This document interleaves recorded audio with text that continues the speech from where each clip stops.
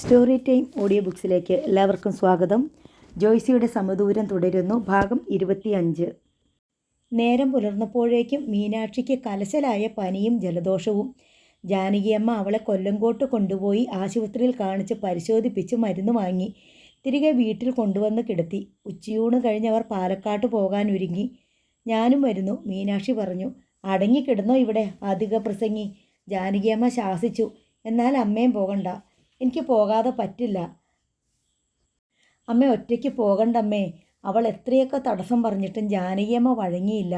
ഇന്ന് കോടതിയിൽ പോകേണ്ട ദിവസമാ, ചെല്ലണമെന്ന് വക്കീലും പ്രത്യേകം പറഞ്ഞിരുന്നു. ദിനേശൻ്റെ കേസിന്മേൽ പുനരന്വേഷണം ആവശ്യപ്പെട്ട് ജാനകിയമ്മ കൊടുത്ത റിട്ട് ഹർജിയിന്മേൽ സെഷൻസ് കോടതി വാദം കേൾക്കുന്ന ദിവസമാണിന്ന്. ഉച്ചവരെ കേസ് വിളിക്കലേ ഉണ്ടാവൂ. വാദം ഉച്ച കഴിഞ്ഞായിരിക്കുമെന്ന് അഡ്വക്കേറ്റ് കൃഷ്ണകുമാർ സൂചിപ്പിച്ചിരുന്നു. വക്കീൽ കോടതിയിൽ പോയി വാദിച്ചോളും. അമ്മ അവിടെ ചെന്നിട്ട് എന്ത് ചെയ്യാനാ, മീനാക്ഷി തർക്കിച്ചു. ജാനകി ഡ്രസ്സ് മാറിക്കഴിഞ്ഞു. അമ്മ ഇങ്ങനെ തനിച്ചു പോണത് എനിക്ക് സങ്കടാട്ടോ, അതും പനിച്ചു കിടക്കുന്ന എന്നെ ഇങ്ങനെ ഇട്ടിട്ട്. അച്ചമ്മയുണ്ടല്ലോ നിനക്കിവിടെ കൂട്ടിന്. അമ്മയ്ക്ക് ആരാ കൂട്ട്? ഞാൻ സന്ധ്യയ്ക്ക് മുമ്പ് ഇങ്ങ് വരും. ജാനകിയമ്മ പേഴ്സും വണ്ടിയുടെ താക്കോലും എടുത്തു. മര്യാദയ്ക്ക് അടങ്ങി കിടന്നോളണം, മരുന്ന് സമയത്തിനെടുത്ത് കഴിച്ചോളണം, അവർ മീനാക്ഷിയെ ഓർമ്മിപ്പിച്ചു. പറച്ചിൽ കേട്ടാൽ തോന്നൂലോ അമ്മ കുറച്ച് ദിവസം കഴിഞ്ഞിട്ടേ തിരിച്ചു വരുള്ളൂന്ന്. മീനാക്ഷി പിറുപിറുത്തു. അമ്മേ, ജാനകിയമ്മ വിളിച്ചു. ഇവളെ പുറത്തോട്ടെങ്ങും പോകാൻ സമ്മതിച്ചേക്കരുത്. പനിയാണ്, വയ്യായികയാണ് എന്നുള്ള ബോധമില്ല ഇതിന്. അസുഖം കൂടിയാൽ ഞാൻ തന്നെ വേണമല്ലോ ആശുപത്രിയിലോട്ട് ചുമക്കാൻ. എന്നെ ആരും എങ്ങോട്ടും ചുമക്കണ്ട. കൂടി വന്നാൽ ഇവിടെ കിടന്ന് ചത്തുപോകൂ, അത്രയല്ലേ ഉള്ളൂ. മീനാക്ഷി മുഖം വീർപ്പിച്ചു. അവൾക്ക് പിണക്കമായെന്ന് ജാനകിയമ്മയ്ക്ക് തോന്നി. അവർ എന്തോ തിരയുന്നത് പോലെ മുറിയിൽ അങ്ങിങ്ങ് ചുറ്റിപ്പറ്റി നിന്നു. എന്താ ജാനകി, വല്ലതും എടുക്കാനുണ്ടോ? മാധവിയമ്മ ചോദിച്ചു. ഏതാണ്ട് മറന്ന പോലെ അവർ മീനാക്ഷിയെ നോക്കി. അവൾ മുഖം തിരിച്ച് കിടക്കുകയാണ്. ജാനകിയമ്മ ചെന്ന് കട്ടിലിൽ ഇരുന്നു. മീനാക്ഷിയുടെ കവിളത്ത് കൈത്തലം ചേർത്ത് അവളുടെ മുഖം തനിക്ക് അഭിമുഖമായി തിരിച്ചു. പിണങ്ങിയോടി. അവർ മുഖം കുനിച്ച് അമൃതാജ്ഞം മണക്കുന്ന അവളുടെ നെറ്റിയിൽ ഒരു ഉമ്മ നൽകി. മീനാക്ഷിയുടെ കണ്ണു നിറഞ്ഞു. ജാനകിയമ്മ എഴുന്നേൽക്കാൻ ഭാവിച്ചപ്പോൾ അവൾ തൻ്റെ കവിളത്ത് ചേർന്നിരുന്ന കയ്യിൽ മുറുകെ പിടിച്ചു. ഇന്ന് പോകണ്ടമ്മേ, അവൾ യാചിച്ചു. ഞാൻ പെട്ടെന്നങ്ങ് വരില്ലേടി. പതുക്കെ പതുക്കെ മീനാക്ഷിയുടെ പിടിയിൽ നിന്നും അവർ തൻ്റെ കൈ വലിച്ചെടുത്തു. വാതിൽ കടക്കുമ്പോൾ അവർ തിരിഞ്ഞു ഒന്നുകൂടി മീനാക്ഷിയെ നോക്കി. അവൾ നിറമിഴികളോടെ നോക്കി കിടക്കുകയാണ്. മന്ദസ്മിതത്തോടെ പോട്ടെ എന്ന് തല കുലുക്കിക്കാട്ടിയവർ പുറത്തേക്കിറങ്ങി. കേസ് വിളിച്ചപ്പോൾ തന്നെ 3:30 മണിയായി. ബലിക്കളം മണി കൊല്ലപ്പെട്ട കേസിൽ വീണ്ടും ഒരു അന്വേഷണം വേണമെന്ന റിട്ട് പെറ്റീഷനിന്മേൽ കോടതി പ്രതിഭാഗം വക്കീലിൻ്റെ വാദം കേൾക്കുകയാണ്. ജാനകിയമ്മ കോടതി വരാന്തയിലാണ് നിന്നത്. അകത്ത് കോർട്ട് ഹാളിൽ അഡ്വക്കേറ്റ് കൃഷ്ണകുമാർ തൻ്റെ വാദമുഖങ്ങൾ നിരത്തുന്നത് കേൾക്കാമായിരുന്നു. 4 മണി കഴിഞ്ഞപ്പോൾ മുതൽ മഴ പെയ്തു തുടങ്ങിയത് ഇനിയും നിലച്ചിട്ടില്ല. വാദം തുടരാൻ ഒരവധി വെച്ച് കോടതി പിരിഞ്ഞു. അഡ്വക്കേറ്റ് കൃഷ്ണകുമാർ കോടതി വരാന്തയിലേക്ക് ഇറങ്ങി വന്നു. എന്താ ഇവിടെ നിന്ന് കളഞ്ഞത്? അകത്തേക്ക് വരാമായിരുന്നല്ലോ. ഞാൻ കൈ കാണിച്ചത് കേട്ടില്ലേ? കൃഷ്ണകുമാർ ചോദിച്ചു. എനിക്ക് കോടതി സന്തോഷം കിടത്തുന്ന സ്ഥലമാ, ജാനകിയമ്മ പറഞ്ഞു. കൃഷ്ണകുമാർ ചിരിച്ചു. അടുത്ത അവധിക്ക് കോടതി ഒരു തീരുമാനത്തിലെത്തു. ഇന്ന് വാദം മുഴുമിക്കാൻ പറ്റിയില്ല. ഒരു ദിവസം കൂടി വേണ്ടിവരും. അത് സാരമില്ല, നമുക്ക് ഓഫീസിലേക്ക് പോകാം. എനിക്ക് കേസിൻ്റെ ചില പോയിൻറ്റ്സ് കൂടി ചോദിച്ചറിയാനുണ്ട്. വക്കീൽ ഓഫീസിലേക്ക് നടന്നു പോകാനുള്ള ദൂരമേയുള്ളൂ. അങ്ങോട്ട് നടന്നോ, ഞാനങ്ങ് വന്നേക്കാം, കൃഷ്ണകുമാർ പറഞ്ഞു. ജാനകിയമ്മ കുട നിവർത്തി നടന്നു. വക്കീൽ ഓഫീസിൽ 3/4 മണിക്കൂറോളം സമയം പോയി. തിരികെ കാറിനടുത്തെത്തി ജാനകിയമ്മ സമയം നോക്കി. 6 മണി. അവർ കാർ സ്റ്റാർട്ട് ചെയ്തു. വണ്ടി ഒരു വശത്തേക്ക് പാളിപ്പോകുന്നു. അവർ കാർ നിർത്തി ഇറങ്ങി. കാറിന് ചുറ്റും നടന്നു നോക്കി. കാറിൻ്റെ മുന്നിൽ ഇടതുവശത്തെ ടയറിൽ കാറ്റില്ല. പഞ്ചറായിരിക്കാമെന്ന് ജാനകിയമ്മ ഊഹിച്ചു. അവർ സഹായം തേടി വക്കീലാഫീസിലെത്തി. അത് പൂട്ടി കൃഷ്ണകുമാർ പോയിക്കഴിഞ്ഞു. ജാനകിയമ്മ ഒരു ഓട്ടോ പിടിച്ച് വർക്ക്ഷോപ്പ് തേടിപ്പോയി. വർക്ക്ഷോപ്പിൽ നിന്നും ആളെ വിളിച്ച് തിരിച്ചു വരുമ്പോൾ മറ്റൊരു ടയറിലും കാറ്റില്ലെന്ന് കണ്ടു. വല്ല തെമ്മാടി പിള്ളേരും വന്ന് കുത്തിവിട്ടതായിരിക്കും, മെക്കാനിക്ക് പറഞ്ഞു. ഒരു ചക്രം മാറ്റി സ്റ്റെപ്പിനി ഇട്ടു. മറ്റേ ചക്രം അഴിച്ച് അവിടെ ജാക്കിയിൽ ഉയർത്തി വെച്ച് മെക്കാനിക്ക് ഓട്ടോയിൽ തിരിച്ചുപോയി. ജാനകിയമ്മ കാറിനുള്ളിൽ തന്നെ ഇരുന്നു. വർക്ക്ഷോപ്പ് മെക്കാനിക്ക് ടയറുകളുമായി തിരിച്ചെത്തിയപ്പോഴേക്കും 7:30 മണിയായി. ടയർ ഫിറ്റ് ചെയ്ത് കഴിഞ്ഞപ്പോൾ 7:45. ജാനകിയമ്മ കൂടെ വാച്ചിൽ നോക്കി. മീനാക്ഷിയെ ഓർത്താണ് അവർക്ക് ആശങ്ക. താൻ ചെല്ലാൻ വൈകിയാൽ അവൾ വല്ലാതെ പേടിക്കും. ഇപ്പോൾ തന്നെ ഭയന്നിരിക്കുകയാവും. പഞ്ചറൊന്നും അല്ലായിരുന്നു, ആരോ കാറ്റ് കുത്തിവിട്ടതാ, മെക്കാനിക്ക് പറഞ്ഞു. അയാൾ തൻ്റെ പ്രതിഫലവും ഓട്ടോ ചാർജും വാങ്ങിപ്പോയി. ജാനകിയമ്മ കൊല്ലങ്കോട്ടേക്ക് കാർ ഓടിച്ചു പോയി. വഴിനീളെ കോരിച്ചൊരിയുന്ന മഴ. കൊല്ലങ്കോട്ടെത്തിയപ്പോഴേക്കും കടകമ്പോളങ്ങളെല്ലാം അടഞ്ഞു കഴിഞ്ഞു. വൈപ്പർ പ്രവർത്തിക്കുന്നുണ്ടെങ്കിലും മഴയുടെ ശക്തി കാരണം റോഡ് ശരിക്ക് കണ്ടുകൂടാ. കാറിൻ്റെ ഗ്ലാസ്സിലെ നീരാവി അവർ ഇടയ്ക്കിടെ കൈകൊണ്ട് തുടച്ചു. പാടശേഖരത്തിന് നടുക്കുള്ള ഇടുങ്ങിയ ടാർ റോഡാണ്. പലയിടത്തും ടാർ പൊളിഞ്ഞു കിടക്കുന്നതിനാൽ ജാനകിയമ്മ പതുക്കെയാണ് വണ്ടി ഓടിച്ചത്. ഹെഡ്ലൈറ്റുകൾക്ക് വേണ്ടത്ര പ്രകാശമില്ലെന്ന് അവർക്ക് തോന്നി. ഉറഞ്ഞു പെയ്യുന്ന മഴയും വിജനമായ പാടങ്ങളും വീതി കൂടിയ വരമ്പുകളിൽ നിന്ന് കാറ്റത്ത് തലയെറിഞ്ഞാടുന്ന കരിമ്പനകളും ഇരുട്ട് കൂടുതലുള്ള രാത്രിയും എല്ലാം ചേർന്ന് ഒരു ഭീകരാന്തരീക്ഷം സൃഷ്ടിച്ചിരിക്കുകയാണ്. കലുങ്ക് കടന്ന് വളവ് തിരിഞ്ഞതും ജാനകിയമ്മ സഡൻ ബ്രേക്കിട്ടു. തൊട്ടുമുന്നിൽ ഹെഡ്ലൈറ്റുകൾ പ്രകാശിപ്പിച്ച് നിർത്തിയിട്ടിരിക്കുന്ന ഒരു ജീപ്പ്. ബോണറ്റ് ഉയർത്തി വെച്ചിരിക്കുന്നു. മഴ നനഞ്ഞുകൊണ്ട് ആരൊക്കെയോ ബോണറ്റ് പരിശോധിക്കുന്നു. അവരിൽ 2 പേർ കൈ പൊക്കി വെയിറ്റ് ചെയ്യാൻ ആംഗ്യം കാണിച്ചുകൊണ്ട് ജാനകിയമ്മയുടെ കാറിനടുത്തേക്ക് നടന്നു ചെന്നു. ജാനകിയമ്മ കാറിൻ്റെ ഹെഡ്ലൈറ്റ് അണച്ചു. സന്ധ്യ വരെ കടിച്ചു പിടിച്ചാണ് മീനാക്ഷി മുറിയിലിരുന്നത്. അവൾ 1-2 തവണ മുറിയിൽ നിന്ന് ഇറങ്ങാൻ ഭാവിച്ചതാണ്. മാധവിയമ്മ ശാസിച്ചു. അവിടെ കിടക്ക് കൊച്ചേ, ജാനകി ഇങ്ങ് വരും. അവളെന്താ കൊച്ചു കുട്ടിയാണോ? മഴ കനത്തു പെയ്യുകയും രാത്രി എത്തുകയും ചെയ്തതോടെ മീനാക്ഷിക്ക് നിയന്ത്രണമറ്റു. അവൾ മുറിക്ക് പുറത്തിറങ്ങരുത് കുട്ടി. ജാനകി വന്നാൽ ഞാൻ കേൾക്കണം ചീത്ത.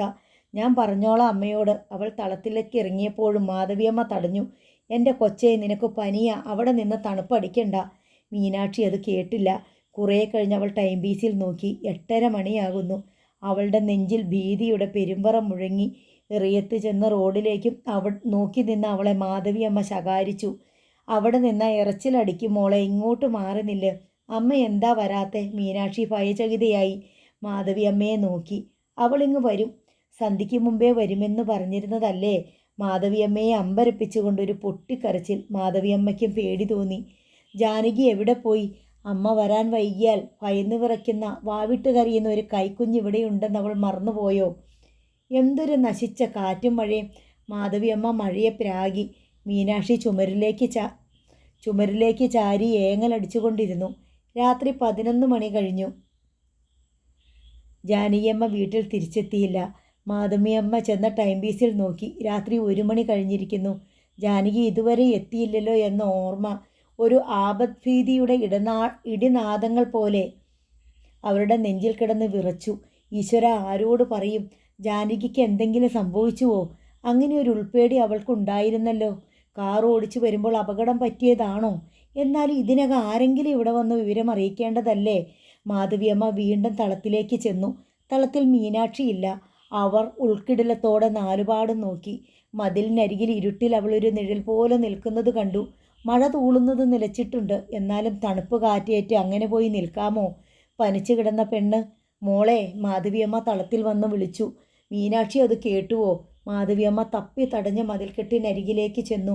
മോളെ, നിനക്കിങ്ങനെ തണുപ്പടിച്ചുകൂടാ. പനിയും ജലദോഷം കടുത്തിരിക്കുന്നോളല്ലേ നീ? മീനാക്ഷിക്ക് പ്രതികരണമില്ല. ഇരുട്ടിൻ്റെ ആഴത്തിൽ മുങ്ങിക്കിടക്കുന്ന വിദൂര വഴികളിലേക്കാണ് അവൾ കണ്ണും നട്ട് നിൽക്കുന്നത്. എവിടെയെങ്കിലും ഒരു വാഹനത്തിൻ്റെ വെളിച്ചം കാണാനുണ്ടോ?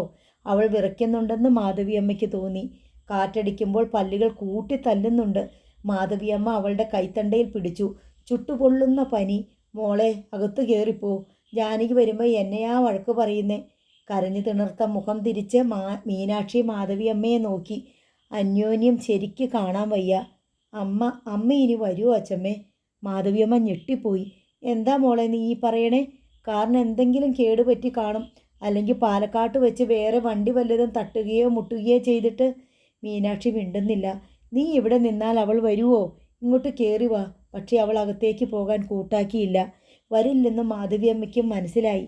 ഈശ്വര, എന്തൊക്കെ പരീക്ഷണങ്ങളായത്! വിലപിച്ചുകൊണ്ട് അവർ വീട്ടിലേക്ക് തിരിച്ചു കയറി.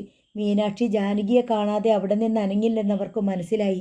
തണുപ്പടിക്കാതെ അവളെ പുതപ്പിക്കാനായി മാധവിയമ്മ പുതപ്പെടുത്തുകൊണ്ട് മുറ്റത്തേക്ക് ഇറങ്ങിയപ്പോൾ നേരിയ പൊടിമഴ.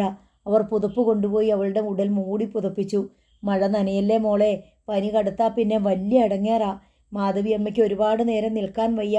അവർ തിരികെ തളത്തിൽ വന്നിരുന്നു. അല്പം കഴിഞ്ഞപ്പോൾ ഒരു കാറ്റിനൊപ്പം മഴ ചെറിയ ഇരമ്പലോടെ തളത്തിൽ വന്നു വീണു.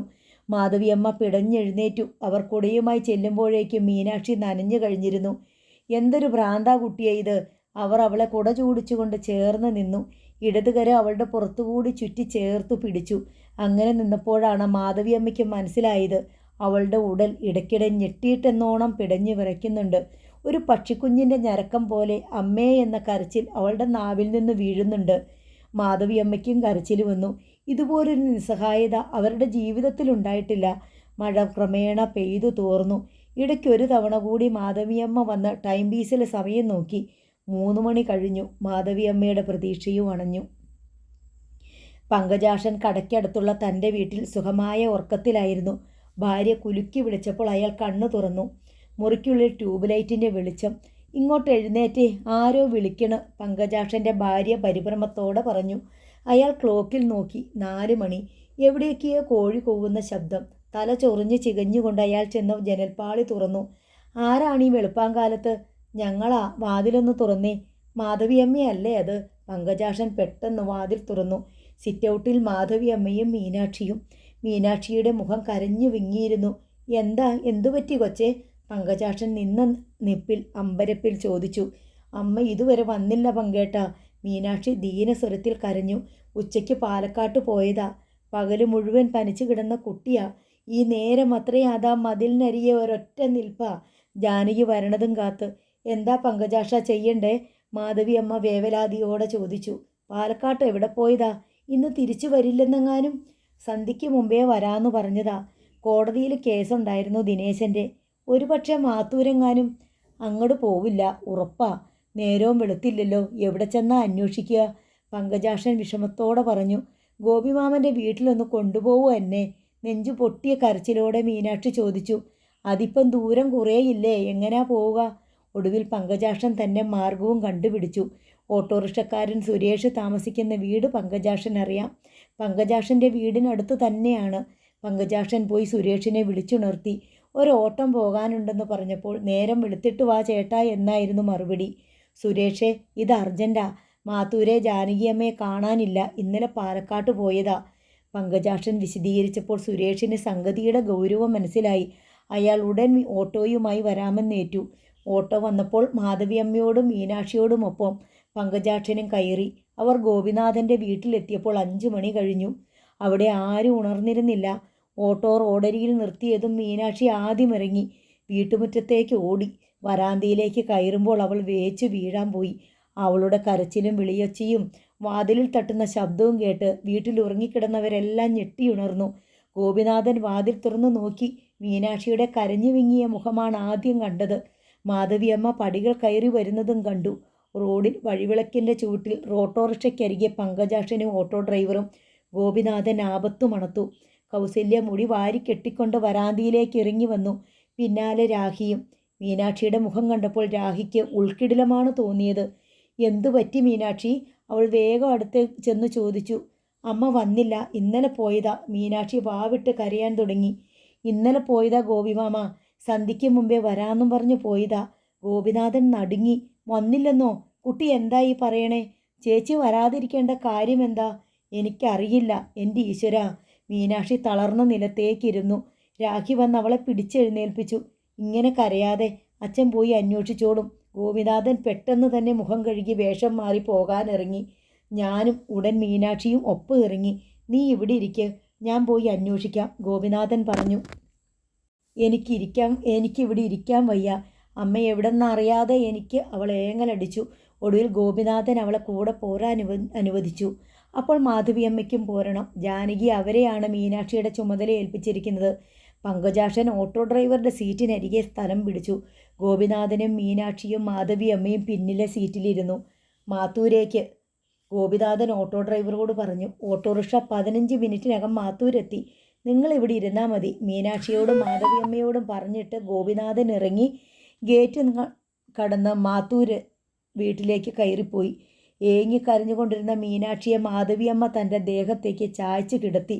"അവളിങ്ങ് വരും മോളെ, ഒരു കുഴപ്പവും ഉണ്ടായി കാണില്ല." വൃദ്ധയുടെ വാക്കുകളിൽ വിറയൽ കലർന്നിരുന്നു. ഗോപിനാഥൻ വേഗം തിരിച്ചെത്തി. "അവിടെ ചെന്നിട്ടില്ലാന്ന്. അവരാരും ഇന്നലെ കണ്ടിട്ടേയില്ലത്രേ." ഗോപിനാഥൻ ഓട്ടോയിൽ കയറി. അവർ പയ്യാവൂരിൽ തിരിച്ചെത്തി. മീനാക്ഷിയുടെ കണ്ണുകൾ മതിൽക്കെട്ടിനുള്ളിൽ പരതി. ജാനകിയമ്മയുടെ കാർ ഇതിനകം എത്തിച്ചേർന്നിട്ടുണ്ടോ എന്നായിരുന്നു അവളുടെ നോട്ടം. ഇല്ല. പ്രതീക്ഷയുടെ അവസാനത്തെ രശ്മിയും അസ്തമിച്ചു. നേരം പുലരുകയാണ്. ഗോപിനാഥൻ മീനാക്ഷിയെയും മാധവി അമ്മയെയും അവിടെ ഇറക്കി. ഞാൻ പോയി അന്വേഷിച്ചിട്ട് വരാം. നിങ്ങൾ സമാധാനമായിട്ടിരിക്കുക. ഒരാളും ഒരു കാറും കൂടി പെട്ടെന്ന് അങ്ങോട്ട് ആവിയായി പോകുമോ? ചേച്ചിയെയും കൂട്ടിക്കൊണ്ടേ ഞാൻ വരൂ. ഞാനും വരാം ഗോപിമാമ. മീനാക്ഷി കെഞ്ചി കരഞ്ഞു. വേണ്ട, ഇവിടെ ഇരുന്നാൽ മതി. ഗോപിനാഥൻ ഓട്ടോയിൽ കയറി. കൂടെ പങ്കജാക്ഷനും. പാലക്കാട്ടേക്ക് വിട്ടോ? ഗോപിനാഥൻ പറഞ്ഞു. മഴ പെയ്തു നനഞ്ഞു കിടന്ന ടാർ റോഡിലൂടെ ഓട്ടോറിക്ഷ ഓടിക്കൊണ്ടിരുന്നു. വഴിയിലുടനീളം ഗോപിനാഥൻ്റെ നോട്ടം ഒരു കാർ റോഡരികിൽ എവിടെയെങ്കിലും കേടായി കിടക്കുന്നുണ്ടോ എന്നായിരുന്നു. പാലക്കാട്ട് എത്തുന്നതുവരെ അസാധാരണമായി ഒന്നും കണ്ടില്ല. ഗോപിനാഥൻ നേരെ അഡ്വക്കേറ്റ് കൃഷ്ണകുമാറിൻ്റെ ഓഫീസിലേക്കാണ് പോയത്. അത് തുറന്നിട്ടില്ല. കൃഷ്ണകുമാറിൻ്റെ വീട് അയാൾക്കറിയാം. ഓട്ടോറിക്ഷ വക്കീലിൻ്റെ വീട്ടുപടിക്കലെത്തി. സിറ്റൗട്ടിൽ പത്രവായനയിൽ മുഴുകിയിരിക്കുകയാണ് വക്കീൽ. ഗോപിനാഥനെ കണ്ടതും അയാൾ തിരിച്ചറിഞ്ഞു. അവിടെ നിൽക്കാതെ ഇങ്ങോട്ട് കയറി വാടോ. ഗോപിനാഥൻ കയറി ചെന്നു. ഇരിക്ക്. ദിനേശൻ്റെ കേസിൽ ഫർദർ ഇൻവെസ്റ്റിഗേഷൻ ആവശ്യപ്പെട്ടുകൊണ്ട് ജാനകിയമ്മ കൊടുത്ത ഹർജി ഇന്നലെ കോടതി വാദത്തിനെടുത്തത് താൻ അറിഞ്ഞില്ലായിരുന്നോ? അറിഞ്ഞു. കേസിൻ്റെ മുഴുവൻ ചുമതലയും ചേച്ചി ഏറ്റെടുത്തിരിക്കുക. എന്നോട് ഇടപെടണ്ടെന്ന് പറഞ്ഞു. ആ, ഇന്നലെ വാദം തീർന്നില്ല. അവധിക്ക് വെച്ചിരിക്കുക. ജാനകിയമ്മ ഉണ്ടായിരുന്നല്ലോ ഇന്നലെ. പറഞ്ഞില്ലേ? സർ, ഞാൻ വന്നത്. താൻ എന്താ ഇരിക്കാത്തേ? ഇരിക്കടോ. അതല്ലേ സാർ, ചേച്ചി ഇന്നലെ വീട്ടിൽ തിരിച്ചെത്തിയില്ല. ഞാൻ അന്വേഷിച്ചു വന്നതാ. എന്താ താനീ പറയുന്നേ? ജാനകിയമ്മ ഇന്നലെ വീട്ടിലെത്തിയില്ലെന്നോ? അഡ്വക്കേറ്റ് കൃഷ്ണകുമാറിനെ വിശ്വസിക്കാനായില്ല. അതെ സാർ. എന്തു പറ്റിയെന്ന് അറിഞ്ഞുകൂടാ. സാറിനോട് ചോദിച്ചാൽ അറിയാമല്ലോ എന്ന് കരുതിയാ ഞാൻ. വൈകിയാലും മോള് കാത്തിരുന്ന് സങ്കടപ്പെടുമെന്നും പറഞ്ഞ് ഇന്നലെ 6 മണിക്ക് ധൃതി പിടിച്ചിറങ്ങി പോയതാണല്ലോ എൻ്റെ ഓഫീസിൽ നിന്ന്. പിന്നെ ഞാൻ കണ്ടിട്ടില്ല. അവരിറങ്ങിയ ഉടനെ ഓഫീസ് പൂട്ടി ഞാനും പോയി. ഇനി എവിടെ ചെന്ന് അന്വേഷിക്കും സാർ? ഗോപിനാഥൻ ഹതാശനായി. ജാനകിയമ്മയുടെ മക്കളുടെ അടുത്ത് തിരക്കിയോ? അവിടെയും ചെന്നിട്ടില്ല സാർ. എന്തോ കുഴപ്പമുണ്ടല്ലോ ഗോപിനാഥൻ. നിങ്ങൾ വേഗം പോയി കൊല്ലങ്കോട്ട് പോലീസ് സ്റ്റേഷനിൽ ഒരു പരാതി എഴുതി കൊടുക്ക്. ജാനകിയമ്മയെ കാണാനില്ലെന്നും പറഞ്ഞ്. ഇവിടുത്തെ പോലീസിൽ ഞാൻ അറിയിച്ചോളാം. ഇവിടുന്നാണോ മിസ്സായതെന്ന് അറിയില്ലല്ലോ. ഗോപിനാഥൻ അപ്പോൾ തന്നെ കൊല്ലങ്കോട്ടേക്ക് തിരിച്ചുപോയി. അയാൾ ഒരു പരാതി എഴുതി തയ്യാറാക്കി പോലീസ് സ്റ്റേഷനിൽ കൊണ്ടുപോയി SIക്ക് കൊടുത്തു. എന്താടോ ഇത്? രാവിലെ ഓരോ കോടാലിയുമായിട്ട് ഇറങ്ങിയിരിക്കണത്? നല്ലപോലെ നേരം വിളക്കാൻ സമ്മതിക്കില്ല അല്ലേ സാർ? മാത്തൂരെ ജാനകിയമ്മയെ കാണാനില്ല. അതിന് ഞാനെന്ത് വേണം? അയാൾ പരാതി അലക്ഷ്യമായി മേശപ്പുറത്തേക്കിട്ടു. ഇന്നലെ കേസുകാര്യത്തിന് വക്കീലിനെ കാണാൻ പാലക്കാട്ട് പോയതാ. ഇതുവരെ തിരിച്ചെത്തിയിട്ടില്ല സാർ. ഇല്ലെങ്കിലെന്താ? അവർക്ക് അവരുടെ വക്കീലിൻ്റെ കൂടെ പാലക്കാട്ടെ ഏതെങ്കിലും ഹോട്ടലിൽ ഒരു രാത്രി കിടന്നുകൂടെ? കണ്ടാലത്ര പ്രായമൊന്നും തോന്നിക്കില്ലല്ലോ. വലിയ സാമർത്ഥ്യക്കാരിയല്ലേ? ആരെ പേടിക്കാനാ? ഭർത്താവില്ല. മക്കൾ പറഞ്ഞാൽ വകവയ്ക്കില്ല. തന്നിഷ്ടം പോലെ ജീവിച്ച് ശീലിച്ചവളാണല്ലോ. ഗോപിനാഥൻ്റെ മുഖം മങ്ങി. എൻ്റെ പെങ്ങൾ അത്തരക്കാരിയല്ല സാർ. തനിക്ക് എങ്ങനെ അറിയാം? ഒരു പോലീസ് ഇൻസ്പെക്ടറുടെ കയ്യെ കയറി പിടിക്കാനും ചെകിട്ടത്തടിക്കുമെന്ന് വെല്ലുവിളിക്കാനും ചങ്കൂറ്റമുള്ളവൾക്ക് എന്തുമാവാം. സാർ, ഞാൻ ആ വക്കീലിനെ കണ്ടിട്ടാ വരുന്നേ. ഇന്നലെ വൈകിട്ട് 6 മണിക്ക് ചേച്ചി പാലക്കാട്ടുനിന്ന് തിരിച്ചു പോന്നു. തിരിച്ചത് വീട്ടിലേക്കായിരിക്കില്ലടോ. വേറെ വല്ലവൻ്റെയും കൂടെ വേറെ വല്ല വീട്ടിലോട്ടുമായിരിക്കും. ഇന്ത്യൻ മഹാരാജ്യത്ത് എവിടെ താമസിക്കാനും എവിടെ സഞ്ചരിക്കാനും അവർക്ക് സ്വാതന്ത്ര്യമുണ്ടല്ലോ. ഗോപിനാഥൻ എഴുന്നേറ്റു. താൻ എന്താടോ പിണങ്ങിപ്പോകുന്നോ? ഇവിടുന്ന് നീതി കിട്ടില്ലെന്ന് എനിക്ക് പണ്ടേ അറിയാം സാറേ. എൻ്റെ മകൻ്റെ കേസിൽ ഞാൻ കണ്ടതല്ലേ. പട്ടിക്കഴുവേറുടെ മോനെ. നിലത്താഞ്ഞ് ചവിട്ടി ആക്രോശിച്ചുകൊണ്ട് SI ചാടി എഴുന്നേറ്റു. താൻ എന്താടോ കണ്ടത്? തൻ്റെ മകൻ വല്ലവനെയും കൊന്നതിന് താൻ എൻ്റെ നേർക്ക് കുരയ്ക്കുന്നോ? പോലീസ് സ്റ്റേഷനിൽ കയറി പോക്കൃത്തരം പറഞ്ഞാലുണ്ടല്ലോ പല്ല് ഞാൻ അടിച്ചു പൊഴിക്കും. റാസ്കൽ. ഒരു സ്ത്രീയെ ഇന്നലെ രാത്രി മുതൽ കാണാനില്ലെന്ന് പരാതി തന്നതിനാണോ സാർ ഈ ചീത്തവിളി അട്ടഹാസവും? ജാനകിയമ്മയെ കാണാതായെങ്കിൽ താനാണോടോ പരാതി തരേണ്ടത്? അവരുടെ മക്കൾ തരും പരാതി. ഞാൻ ആക്ഷൻ എടുത്തോളാം. ഗോപിനാഥൻ ഒന്നും മിണ്ടാതെ ഇറങ്ങിപ്പോന്നു. അയാൾ പയ്യാവൂരിലെത്തി. പങ്കജാക്ഷൻ കടയ്ക്ക് മുന്നിൽ ഇറങ്ങി.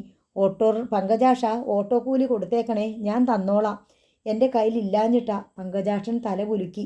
ഗേറ്റിലേക്ക് ചെല്ലുമ്പോഴേ ഗോപിനാഥൻ കണ്ടു. മതിൽക്കെട്ടിൽ പിടിച്ച് മീനാക്ഷി വാടി തളർന്ന് നിൽപ്പുണ്ട്. അയാൾ തളത്തിലേക്ക് ചെന്ന് കയറി അവശരെപ്പോലെ ഒരു കസേരയിൽ ഇരുന്നു. മീനാക്ഷി അങ്ങോട്ട് ചെന്നു ഭീതിയോടെ അയാളെ നോക്കി. എന്താ ഗോപി, പോയ കാര്യം? മാധവിയമ്മ ആധിയോടെ ചോദിച്ചു.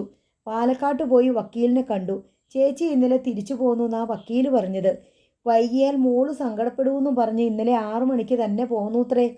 അമ്മേ എന്ന വിളിയോടെ നെഞ്ചുപൊട്ടി കരഞ്ഞുകൊണ്ട് മീനാക്ഷി തളത്തിലേക്കിരുന്നു. കൈകൊണ്ടും അവൾ തലയിൽ അമർത്തിപ്പിടിച്ചു. ഗോപിനാഥൻ തല തിരിച്ച് അവളുടെ നേർക്ക് നോക്കി.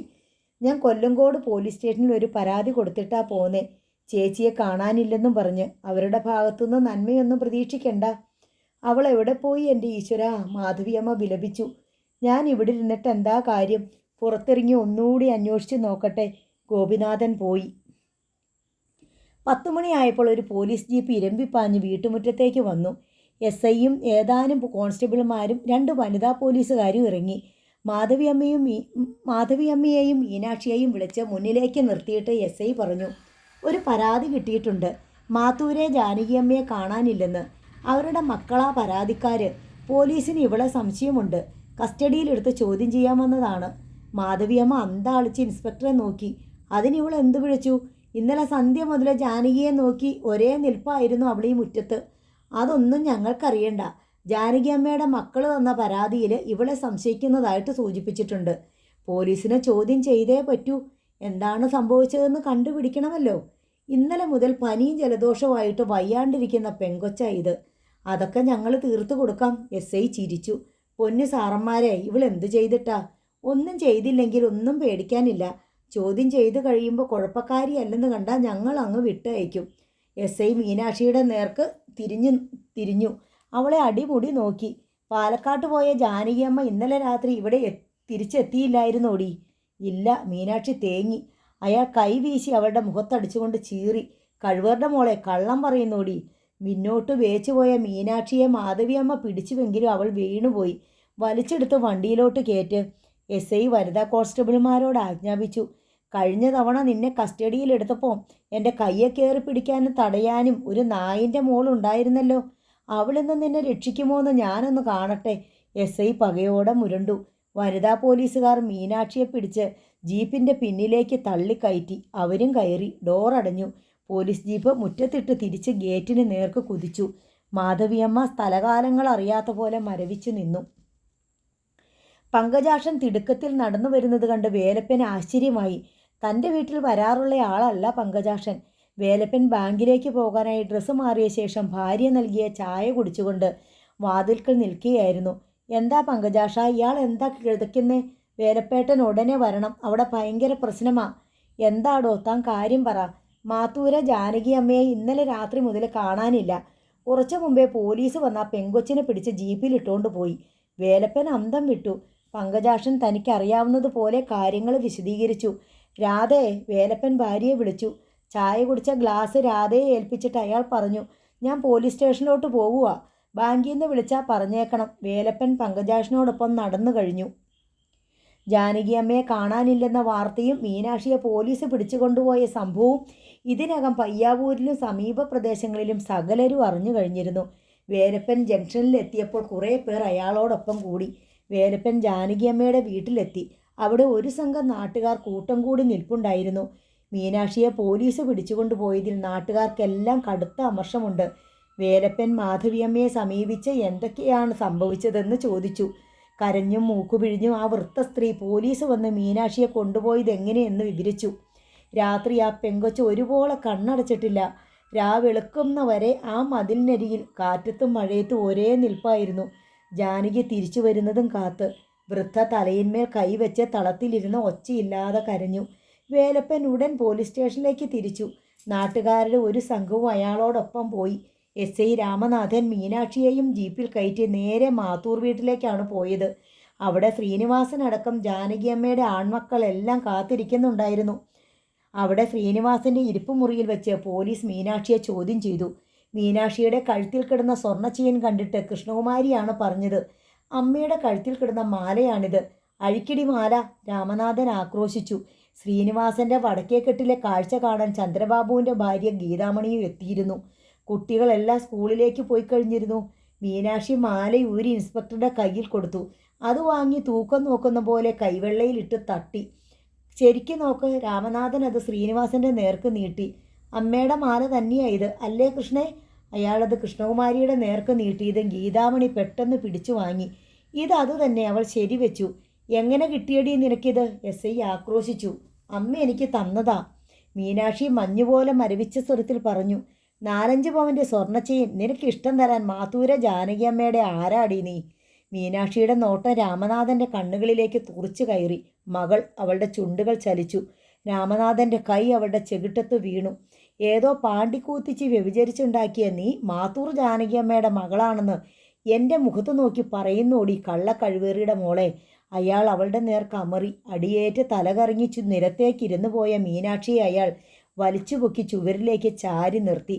ഇതൊരു ഗൂഢാലോചനയാണോന്ന് എനിക്ക് സംശയമുണ്ട്. ഇവളുടെ പിറകിൽ ഒരു സംഘം പ്രവർത്തിക്കുന്നുണ്ട്, ശ്രീനിവാസൻ പറഞ്ഞു.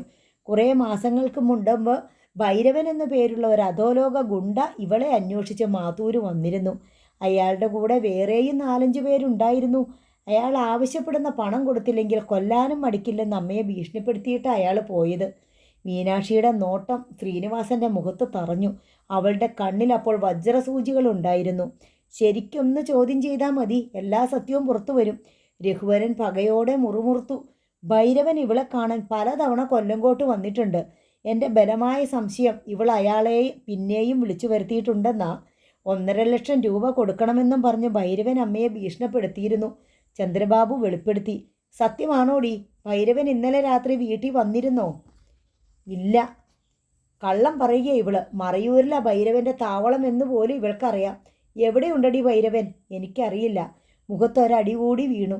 ഭിത്തിയിലൂടെ ഊർന്നവൾ നിലത്തേക്കിരുന്നു. അവളുടെ ചെവിയിൽ ഒരു മുഴക്കം മാത്രമേ ഉണ്ടായിരുന്നുള്ളൂ. കണ്ണുകൾ ചുട്ടു നീറി. ശ്വാസത്തിൽ നിന്ന് നീരാവി പറന്നു. ഭിത്തിയിൽ പിടിച്ചെഴുന്നേൽക്കാൻ ശ്രമിച്ചെങ്കിലും അവൾക്കത് കഴിഞ്ഞില്ല. വനിതാ കോൺസ്റ്റബിൾ അവളെ വലിച്ചെഴുന്നേൽപ്പിച്ചു. മീനാക്ഷിക്ക് തല ചുറ്റുന്നത് പോലെ തോന്നി. പനി അതിൻ്റെ മൂർധന്യാവസ്ഥയിൽ എത്തിയിരുന്നു. സത്യം പറഞ്ഞോ, അതാ നിനക്ക് നല്ലത്. രാമനാഥൻ ചീറ്റുന്നത് വളരെ അകലെ നിന്നോണം അവൾ കേട്ടു. ഇന്നലെ രാത്രി എത്ര പേരെയും കൂട്ടിയാ ഭൈരവൻ വന്നത്? അവർ ജാനകിയമ്മയെ എന്തു ചെയ്തു? ക്രമേണ അവളുടെ കാതിൽ അക്ഷരങ്ങൾ അവ്യക്തമായി. കണ്ണിൽ വെളിച്ചമണഞ്ഞു. ആരോ പിടിച്ചുലച്ചതുപോലെ തോന്നിയിട്ട് അവൾ കണ്ണു തുറന്നു. രാമനാഥൻ ഗോപാന്ധനായി ഗർജിക്കുന്നത് അവൾ കണ്ടു. പക്ഷേ ശബ്ദമില്ല. ശബ്ദത്തെ ആരോ വിഴുങ്ങിക്കളയുന്നു. ബലമുള്ള ഒരു കൈ കഴുത്തിൽ കുത്തി പിടിച്ചിട്ടുണ്ട്. അത് ഏത് സ്ഥലമാണെന്നോ ആരൊക്കെയാണ് തൻ്റെ മുമ്പിലുള്ളതെന്നോ അവൾക്ക് മനസ്സിലായില്ല. ദേഹത്ത് മഞ്ഞു കോരിയിട്ടതുപോലെ അവൾ കുളിർന്നു വിറച്ചു. കാൽമുട്ടുകൾ ഒരു വിറയലിൽ ദുർബലമായി. അമ്മേ എന്ന് ഒരു വട്ടം വരണ്ട ചുണ്ടുകൾ ഉരുവിട്ടു വെട്ടിയിട്ടതുപോലെ നിലത്ത് വീണ മീനാക്ഷിയെ കുനിഞ്ഞു നിന്ന് പരിശോധിച്ചിട്ട് വനിതാ കോൺസ്റ്റബിൾ പരിഭ്രമത്തോടെ പറഞ്ഞു, ബോധം പോയി. വലിച്ച് ജീപ്പിലിട്. സ്റ്റേഷനിൽ ചെല്ലുമ്പോൾ ബോധം വന്നോളും. മീനാക്ഷിയുടെ 2 കൈയിലും തൂക്കിപ്പിടിച്ച് വലിച്ചുകൊണ്ടുപോയി അവർ ജീപ്പിൽ കയറ്റി. ജീപ്പ് സ്റ്റേഷനിൽ എത്തിയപ്പോൾ അവിടെ ഒരു സംഘം ആളുകൾ നിൽക്കുന്നത് കണ്ടു. അവരുടെ മുന്നിൽ വേലപ്പൻ. SI അതൊന്നും ഗൗനിക്കാതെ ജീപ്പിൽ നിന്നിറങ്ങി. അവളെ അകത്തേക്ക് കൊണ്ടുവാ, അയാൾ വനിതാ പോലീസുകാരോട് നിർദ്ദേശിച്ചു. സാർ, ഇതുവരെ ബോധം വീണിട്ടില്ല. കുറച്ച് വെള്ളം ആ തലയിലോട്ട് ഒഴിച്ചുകൊട്. വനിതാ കോൺസ്റ്റബിൾ സ്റ്റേഷനിലേക്ക് പോയി ഒരു വാട്ടർ ബോട്ടിൽ എടുത്തുകൊണ്ട് വന്നു. മുഖത്ത് തണുത്ത വെള്ളം വീണപ്പോൾ മീനാക്ഷി കണ്ണു തുറന്നു. പോലീസ് അവളെ ജീപ്പിൻ്റെ പിന്നിൽ നിന്ന് ഇറക്കി. മീനാക്ഷിക്ക് നേരെ നിൽക്കാനുള്ള കരുത്ത് പോലും ഇല്ലായിരുന്നു. വേലപ്പൻ ജീപ്പിനരികിലേക്ക് വന്നു. മീനാക്ഷി, അയാൾ വിളിച്ചു. മീനാക്ഷി അയാളെ നോക്കി മനസ്സിലാകാത്തതുപോലെ. എന്തു പറ്റി ഈ കുട്ടിക്ക്? അയാൾ പോലീസുകാരോട് ചോദിച്ചു. പനിയുണ്ടെന്ന് തോന്നുന്നു. വേലപ്പൻ അവളുടെ നെറ്റിയിൽ കൈപ്പടം വെച്ച് നോക്കി. ചുട്ടുപൊള്ളുന്ന പനി. ഇതുപോലെ പനിക്കുന്ന കുട്ടിയെ സ്റ്റേഷനിലേക്കാണോ അതോ ആശുപത്രിയിലേക്കാണോ കൊണ്ടുപോകേണ്ടത്? അത് SI തീരുമാനിച്ചോളും. വേലപ്പൻ തൻ്റെ കൂടെ വന്നവരുടെ നേർക്ക് ഒരാംഗ്യം കാട്ടി. അവർ വേഗം ജീപ്പിനടുത്തെത്തി. മാറി നിൽക്കടോ വഴിയെന്ന് ഒരു കോൺസ്റ്റബിൾ വേലപ്പനോട് തട്ടിക്കയറി. SI ഇങ്ങോട്ട് വരാൻ പറ, എന്നിട്ടേ മാറുന്നുള്ളൂ. വേലപ്പനും ആൾക്കാരും കൂടി ജീപ്പ് വളഞ്ഞു. സംഗതി കുഴപ്പമാണെന്ന് കണ്ട് കോൺസ്റ്റബിൾ സ്റ്റേഷനിലേക്ക് കയറി ചെന്ന് SI രാമനാഥനെ വിവരമറിയിച്ചു. സാർ, വേലപ്പനും ആൾക്കാരും കൂടി ആ പെണ്ണിനെ തടഞ്ഞു വെച്ചിരിക്കുകയാണ്. SI ഉടൻ കോപാകുലനായി എഴുന്നേറ്റു. ഏതാനും പോലീസുകാരെയും കൂട്ടി സ്റ്റേഷൻ്റെ മുറ്റത്തേക്ക് ഇറങ്ങിച്ചെന്നു. ബാറ്റൺ വീശി അയാൾ ജീപ്പിന് ചുറ്റും നിന്നവരെ വിരട്ടി. മാറി നിൽക്കണടാ, എന്താടാ ഇവിടെ? കാഴ്ച കാണുന്നോ? സാർ, ഈ പെൺകുട്ടിക്ക് തീരെ സുഖമില്ല. ഇവളെ ഹോസ്പിറ്റലിലാക്കണം. അത് ഞാൻ തീരുമാനിച്ചോളാം. മാത്തൂരെ ജാനകിയമ്മയെ കാണാതായ കേസിൽ പോലീസ് സംശയിച്ച് ചോദ്യം ചെയ്യാനായി കസ്റ്റഡിയിലെടുത്ത പ്രതിയാണിത്.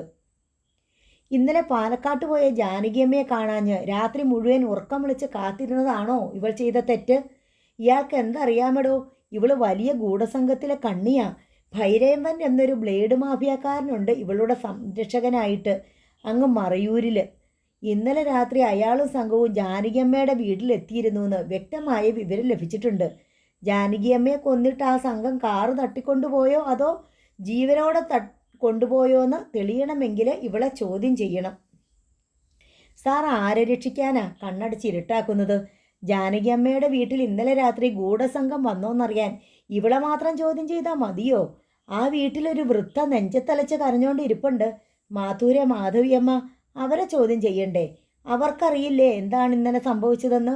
വേണ്ടി വന്നാൽ അവരെയും പോലീസ് ചോദ്യം ചെയ്യും. സാർ, ഈ കുട്ടിയെ ആദ്യം ആശുപത്രിയിലാക്ക്. അതാണ് ആദ്യം വേണ്ടത്. താൻ ആരാടോ എന്നോട് കൽപ്പിക്കാൻ? ഇത് പോലീസ് സ്റ്റേഷനാണ്. തൻ്റെ രാഷ്ട്രീയ വിരട്ടൊന്നും ഇവിടെ വേണ്ട. തൻ്റെ ആൾക്കാരെ വിളിച്ചുകൊണ്ട് പിരിഞ്ഞു പോകുന്നതാണ് നല്ലത്. ഇവിടെ നിൽക്കുന്നത് കൊണ്ട് ഫലമില്ലെന്ന് വേലപ്പന് മനസ്സിലായി.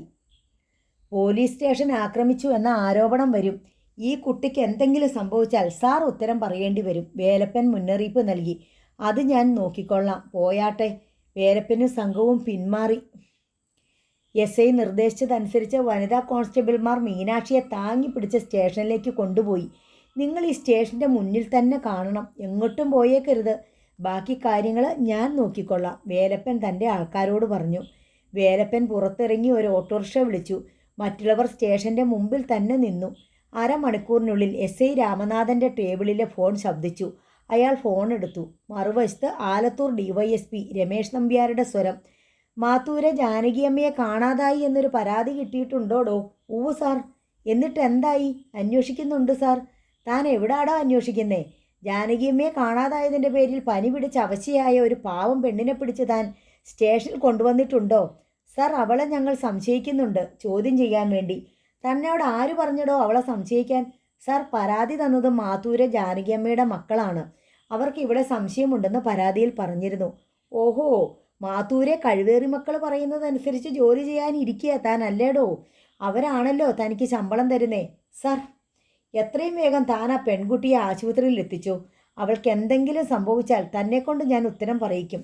സാർ, മാത്തൂരെ ജാനകിയമ്മയ്ക്ക് എന്ത് സംഭവിച്ചെന്ന് ഇന്ന് ഉച്ചയ്ക്ക് മുൻപ് എനിക്ക് റിപ്പോർട്ട് തന്നിരിക്കണം. സാർ. ഇഡിയറ്റ്. ലൈൻ മുറിഞ്ഞു. SI രാമനാഥൻ മേശമേൽ കൈ ചുരുട്ടി ഇടിച്ച അമർഷം തീർത്തു. പാലക്കാട് മുതൽ കൊല്ലങ്കോട്ട് പയ്യാവൂർ ജംഗ്ഷൻ വരെയുള്ള വഴിയിൽ പോലീസ് വാഹനങ്ങൾ അങ്ങോട്ടും ഇങ്ങോട്ടും പാഞ്ഞു നടന്നു. ജാനകിയമ്മ ഇന്നലെ രാത്രി 8 മണിയോടെ പാലക്കാട്ടു നിന്നും മടങ്ങി വന്ന് പോലീസിന് വ്യക്തമായ വിവരം ലഭിച്ചിരുന്നു. ഊട്ടറ റെയിൽവേ ഗേറ്റ് കടന്ന ജാനകിയമ്മയുടെ കാർ പോയിരുന്നുവെന്ന് പോലീസിന് മനസ്സിലായി. പക്ഷേ പയ്യാവൂരിലെ വീട്ടിലെത്തിയിട്ടില്ല എന്നതിന് ചില സൂചനകൾ ലഭിച്ചു. ഊട്ടറയ്ക്കും പയ്യാവൂരിനും ഇടയ്ക്ക് എവിടെയോ ആണ് ജാനകിയമ്മയെ കാണാതായിരിക്കുന്നതെന്ന് പോലീസ് ഊഹിച്ചു. ആ റോഡിനെ കേന്ദ്രീകരിച്ച് അന്വേഷണം ഊർജിതമാക്കി. റോഡിൽ നിന്ന് എന്തെങ്കിലും തെളിവുകൾ കണ്ടെടുക്കാൻ കഴിയുമോ എന്ന് പോലീസ് തെരഞ്ഞു നോക്കി. കൊല്ലങ്കോട്ട് നിന്ന് നെന്മാറയ്ക്ക് പോകുന്ന റോഡിൽ നിന്നും വലതുഭാഗത്തേക്ക് തിരിഞ്ഞു പോകുന്ന ചെറിയൊരു റോഡുണ്ട്. ഇടുങ്ങിയതും പൊട്ടിപ്പൊളിഞ്ഞതുമായ റോഡാണത്.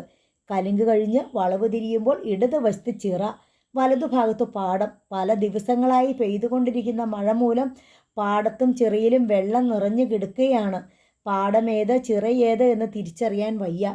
നാട്ടുകാരിൽ ആരോ ഒരടയാളം പോലീസിന് കാട്ടിക്കൊടുത്തു. റോഡിൻ്റെ ഇടതുവശത്തെ ചിറയുടെ കരയിലുള്ള പുല്ലുകൾ ചാഞ്ഞു കിടക്കുന്നു. പോലീസ് പരിശോധിച്ചപ്പോൾ പുല്ലിനു മീതെ ടയറുകൾ കയറി ഇറങ്ങിയിട്ടുണ്ടെന്ന് മനസ്സിലായി. ചിറയുടെ ആഴം എത്രയുണ്ടെന്ന് പോലീസ് നാട്ടുകാരോട് തിരക്കി. 15 അടിയോളം ആഴമുള്ള ചിറയാണത് എന്ന് വിവരം കിട്ടി. പോലീസ് ഉടൻ ഫയർഫോഴ്സിനെ വിവരമറിയിച്ചു. ഫയർഫോഴ്സ് എത്തുമ്പോഴേക്കും ചിറയുടെ കരകളിലും റോഡും ജനസമുദ്രമായി മാറിക്കഴിഞ്ഞിരുന്നു. ഫയർഫോഴ്സിലെ മുങ്ങൽ വിദഗ്ധർ മാസ്ക് ധരിച്ച് ചിറയിൽ മുങ്ങി. ആളുകൾ ശ്വാസം അടക്കി പിടിച്ച് ചിറയിലേക്ക് ഉറ്റുനോക്കി നിന്നു. മുങ്ങിയവർ അല്പം കഴിഞ്ഞ് പൊന്തി വന്നു. അവർ കരയ്ക്ക് കയറി. ഒരു കാർ വെള്ളത്തിൽ മുങ്ങിക്കിടപ്പുണ്ടെന്ന് പോലീസിനെ അറിയിച്ചു. ക്രെയിൻ കൊണ്ടുവരാതെ പൊക്കിയെടുക്കാൻ വയ്യ. പാലക്കാട്ടു നിന്ന് ക്രെയിൻ വരാൻ 1 മണിക്കൂർ എടുത്തു. ആൾക്കൂട്ടം പിരിഞ്ഞു പോകാതെ ക്ഷമയോടെ ചിറയുടെ കരകളിലും റോഡുകളിലും വെള്ളം കയറാത്ത വരമ്പുകളിലും കാത്തു നിന്നു. ചിറയുടെ കരയിൽ നിർത്തിയ ക്രെയിനിൻ്റെ ഹാൻഡ് ലിവറിൽ നിന്നും ഹുക്കുകളും ഉരുക്കുവടവും ചിറയിലെ വെള്ളത്തിലേക്ക് താണു. ഒപ്പം ഫയർഫോഴ്സിലെ മുങ്ങൽ വിദഗ്ധരും. കുറേ സമയത്തിന് ശേഷം അഗ്നിശമന സേനാംഗങ്ങൾ വെള്ളത്തിന് മീതെ പൊന്തി വന്ന് ക്രെയിൻ ഓപ്പറേറ്ററുടെ നേർക്ക് ആംഗ്യം കാട്ടി.